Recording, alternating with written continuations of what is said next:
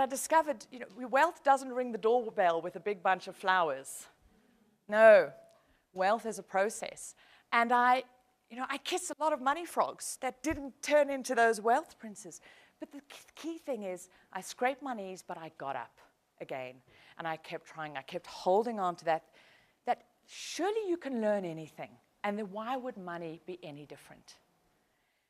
Read those books, and slowly over time, I started really discovered that there were only 5 core recipes.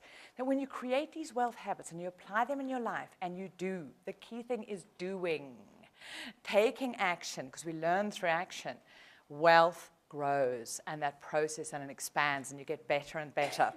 And I started applying these in my life, and really realized that for me, wealth and a wealthy life is where you have money supporting a life filled with passion and purpose. And that, as opposed to just having a lot of money, there's a big difference about having a rich, wealthy life. It's not what you earn that matters. It's what you do with it. And when we can really shift that paradigm is so important. So I share my story hopefully to inspire you, not to go, woo, look at me, but to show it doesn't matter where we start, how we've messed up, divorcee, zero, whatever, going around the world, this blonde chick, any of us can do it. We just have to learn those skills. One of the reasons why I believe that so many people flounder around in the dark and never achieve financial freedom is they don't know what it is. They don't know what it is for them specifically. Financial freedom, as well as being a concept and a state of being about feeling empowered and confident around money, is actually a specific number. A lot of people say, okay, Anne, so how much is it? Do I need 2 million, 20 million, 30 million? And I go, I haven't a clue. I don't have a clue what your number is, because each and every single one, our financial freedom number is as unique as you and I are, because we get to define it. And that is why it's so important we first define what truly is important to us in life.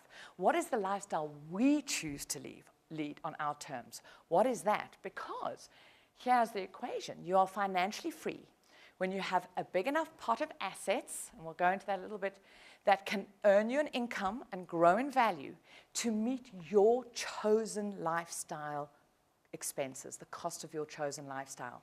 So you see there's 2 sides to that. You get to determine the cost of your chosen lifestyle.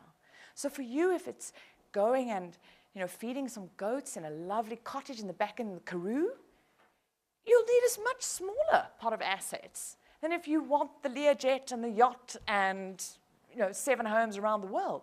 The great thing is our choice, and we get to define that. Now, there are specific equations, and from that, knowing what your expenses are, you can work out what that size of that asset pot needs to be. So now it gives you a destination.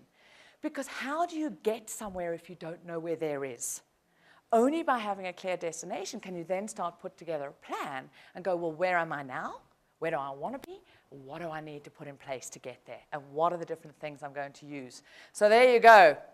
Key thing is know your destination. So what are you working with? Often when we talk about money, the first thing everybody thinks about is income, what they earn. Now, income is one of the ingredients of wealth, and it's an important ingredient of money and managing it, but it's only one of 4. There really are 4 ingredients that work together, and we've got to understand how these interact. It's like flavors, like when you combine different things in cooking, because how you combine these different ingredients can either create absolute money hell or wealth heaven. So the first 2 of income and expenses, these are very liquid ingredients. They're like the river that flows through your life. So income comes in and expenses go out. And how fast that flows or how fast it's sucked out can be determined by your expenses. But there are 2 very key ones, which are more like the banks of the river. They're more static ingredients, and these are assets and liabilities. And a lot of people don't even realize that, how these fit together. Your income and expenses form your income statement, and your assets and liabilities, your balance sheet. And it's so important when we start realizing, we often will have heard those words, and we think of them in terms of businesses. Oh, a business has an income statement, a balance sheet. We are the most important business we have, the business of our lives.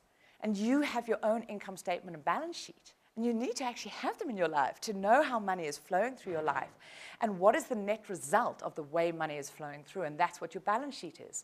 The net effect of your how many assets you have minus your liabilities combined show your net worth. And that is like the banks of the river. And that will define the destination and the journey you'll end up. So it's really important to understand those different ingredients.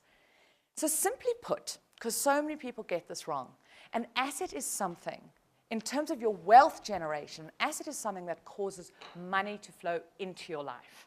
A liability is something that causes money to flow out of your life. We can get all these convoluted banking definitions and stuff, but if we can really understand that, and we start understanding how the money flows between these different ingredients, we can start, simply put, is this an asset or a liability? Because knowing the difference is key to your wealth.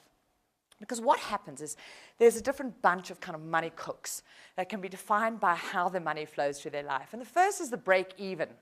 This is often students or youngsters, people who don't even realize these things called assets and liabilities. And we've got a huge break-even culture. We're almost sort of obsessed by as fast as money comes in, we go, how can I get rid of it? How fast can I get this out of my life? And it just flows through. It's like you've got to balance this equation. You know, people go, oh, what would you do if you won the lottery? The first thing everyone goes, how am I going to spend it? And so a lot of people spend their lives at break even. They just keeps flowing through. And they truly believe that if I could just earn more, it'll all be okay. But they don't realize it's not what is coming in their life that's the problem. It's the pattern that they make with their money. And then you get to the next step, just like I did. You go from the break even, you suddenly discover these things called store cards and credit cards and loans, and people start stocking their life with liabilities. And their wealth flow pattern starts flowing from the income comes in, and it's immediately converted into liabilities, usually based on what's the minimum repayment. Can I afford the minimum repayment? With no understanding of what the true cost of that is. Not just in the impact it's going to have on their expenses, but on their life, their goals, their dreams. And what happens is as you stock your life with liabilities, it causes your expenses to go up by those increased repayments and the interest. And so liabilities almost have a pumping effect. They pump money faster out of the expenses side. And again, those people believe if I could just get that increase, if I could just find that one business solution, everything would be fine. But the problem isn't their income, it's what they do with it. It's the flow that they've created. Here's a really radical concept. You are allowed to keep some of what you make. In fact, you have to keep some of what you make if you're ever going to achieve financial freedom.